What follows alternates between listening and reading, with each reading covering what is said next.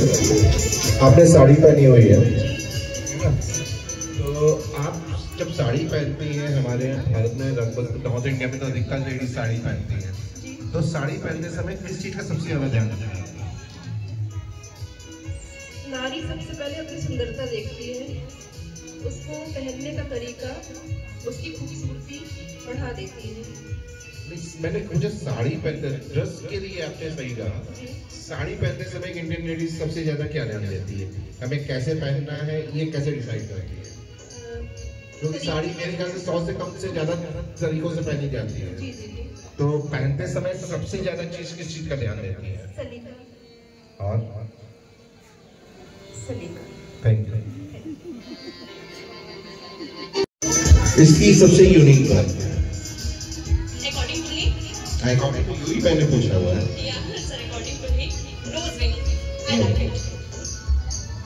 Okay, और fabric वगैरह के बारे में क्या बताएं?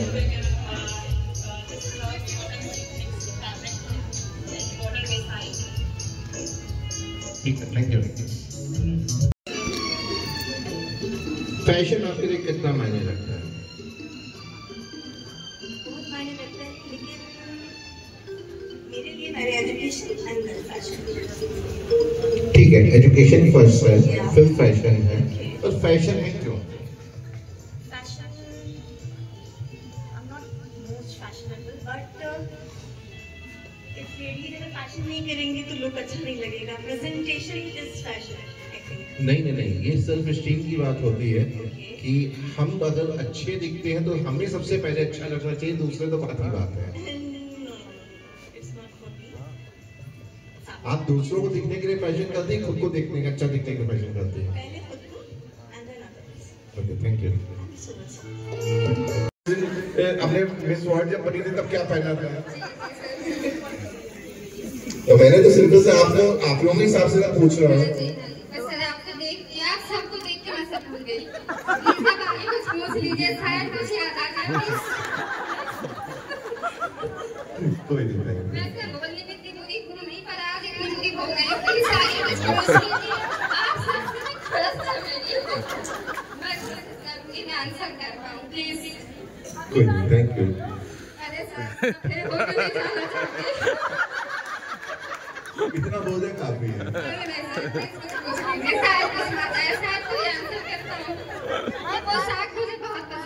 अच्छा, एक चीज बताइए, महाराष्ट्र के ट्रेडिशनल सॉन्ग को क्या कहते हैं?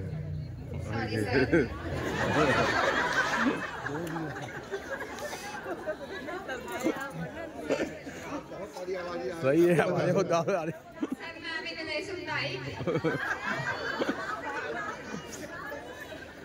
कॉमेडी मुझसे करा लीजिए, मैं वो करके आपको दिखा। अच्छा, जो आपको मन है वो करके दिखा लीजिए। जैसे वो आप करने का जो आपको मन में आ रहा है। आती एक्चुअली मुझे वो भी नहीं है, बस मैंने कह दिया कि शायद कुछ आ जाए, इस वक्त शायद कुछ आ जाए। ठीक है, थैंक यू। Thank you.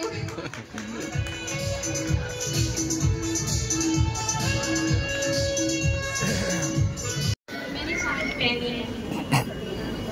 और 5 वाक्य बोल दो, 10 वाक्यों का यहाँ पे उन्होंने कहा हुआ है, मैं तो सिर्फ 5 वाक्य पूछ रहा हूँ। 5 चीजें बता दो। कलर के बारे में बता दो। रेड कलर क्यों पहना जाता है? अभी पब्लिक में बहुत रेड कलर के बारे में बातचीत।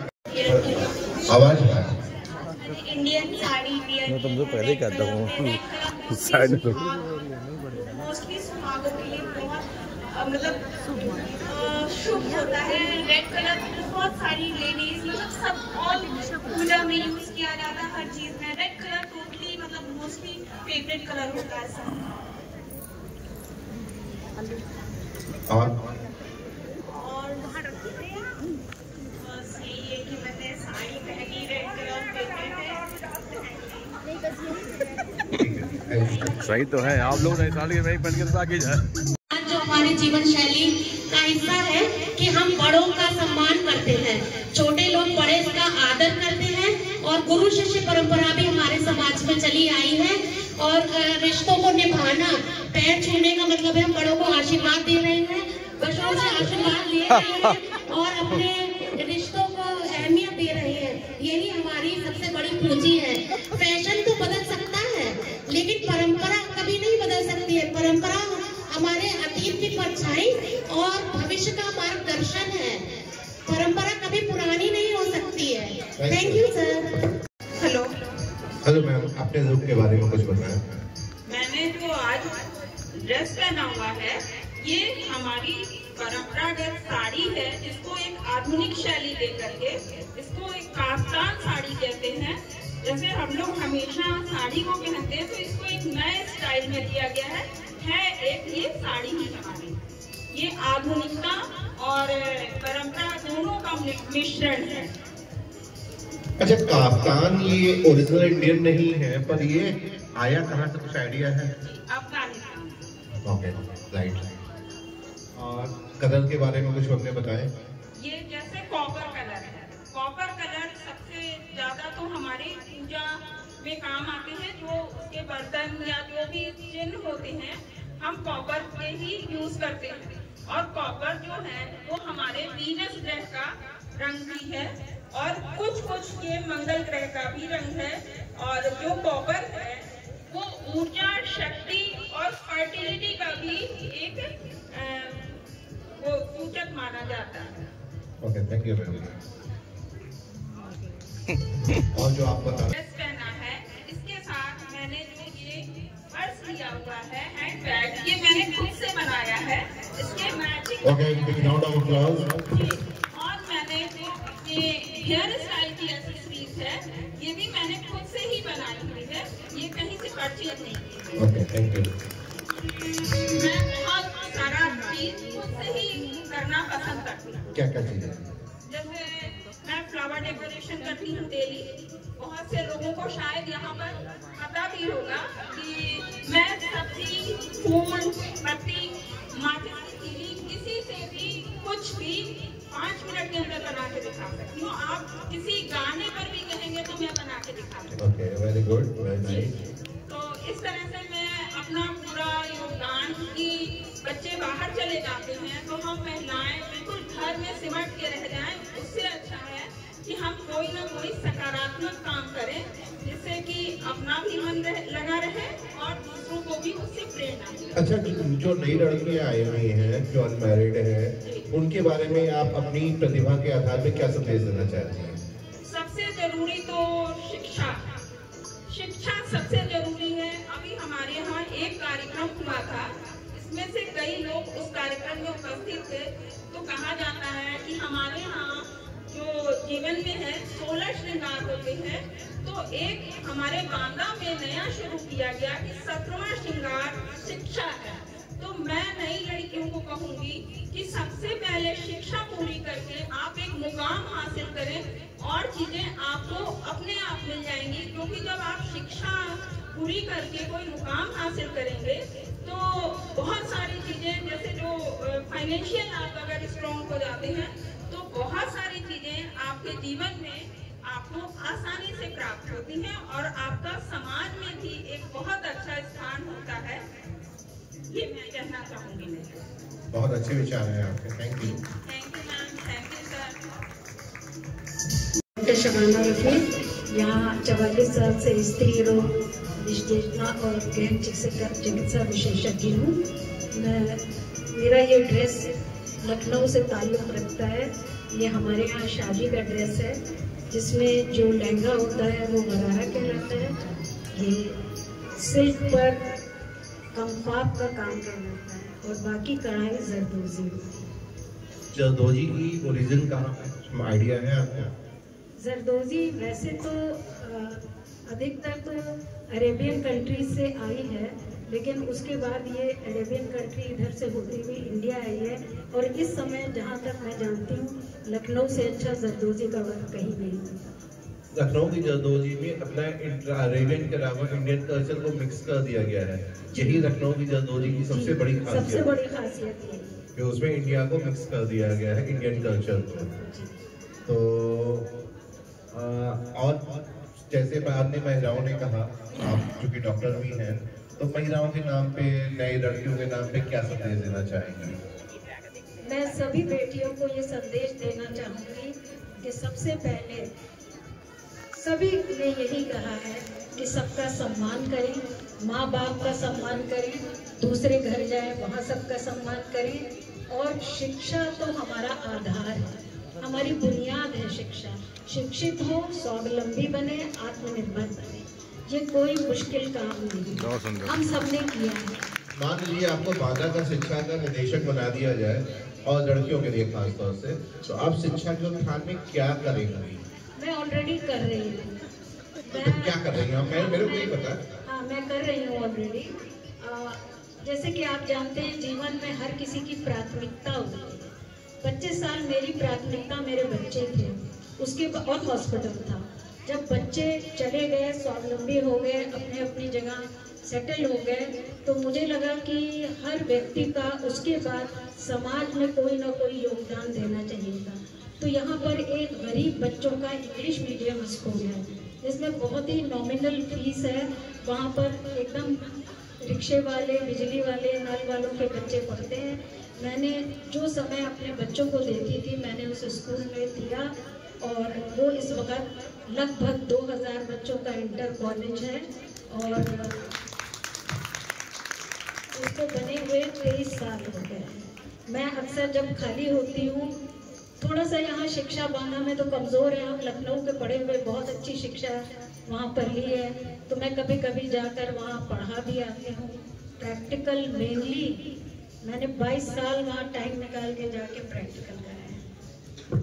अच्छा, आप बांदा की काफी समय से निवासी हैं, बांदा की लोक कला क्या है?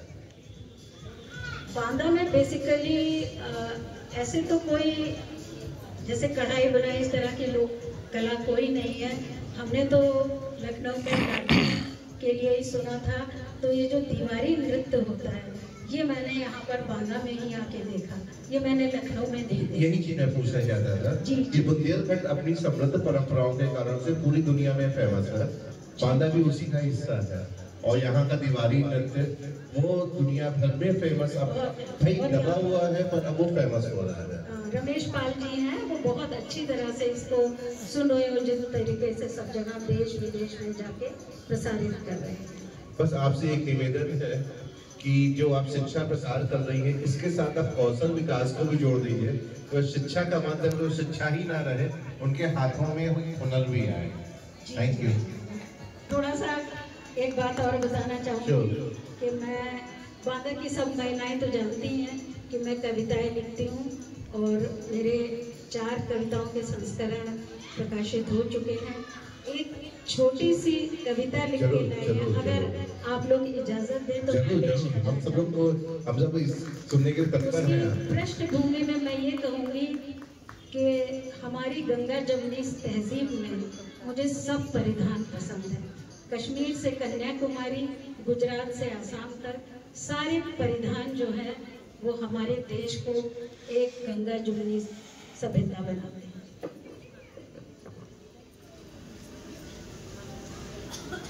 आज ही लिखी है इसलिए याद नहीं है। कविता का शीर्षक है मैं अवध में पैदा, बुंदेलखंड में ब्याही, लखनऊ की तहजीब में पली, इंसानियत में ढली। मेरे हिसाब से इंसानियत सबसे बड़ा धर्म है। लखनऊ की तहजीब में पली, इंसानियत में ढली एक खातून हूँ। खातून का आप जानते, महिला। गरारा शरारा मेरा लिबास है, मगर साड़ी मेरी दुलारी है। कश्मीरी फेरन बहुत प्यारी है, पंजाबी लुंगी कुर्ती बहुत भाती है, बंगाली तांत की साड़ी प्रेम का संदेश लाती है, शलवार सूट चूड़ीदार दिल को भाता है, मद्रासी से मेरा मन ललचाता है, मराठी नौवाड़ी साड़ी दिल के बहुत करीब है, पटोला बंदनी सीधा पल्लू के क्या कहने, आसाम के 2 पल्ले की मखल चादर हो या केरला की सेट्टू मुंडू सब खूबसूरत है। कुनबी साड़ी लुंगी फेनी टॉप, कुनबी साड़ी लुंगी फेनी टॉप गोवा की पहचान है, घाघरा कांचनी ओढ़ी राजस्थान की शान है, सर पर मिट्टी सीमेंट का तसला रखे, सर पे मिट्टी सीमेंट का तसला रखे, साड़ी में कांच लगाकर मजदूरी अच्छी लगती है। साड़ी में कांच लगाकर मजदूरी अच्छी लगती है, क्योंकि उसके मेहनत से ही उसकी बिटिया बनती है। चर्च में स्कर्ट टॉप और स्कार मर्यादा देता है।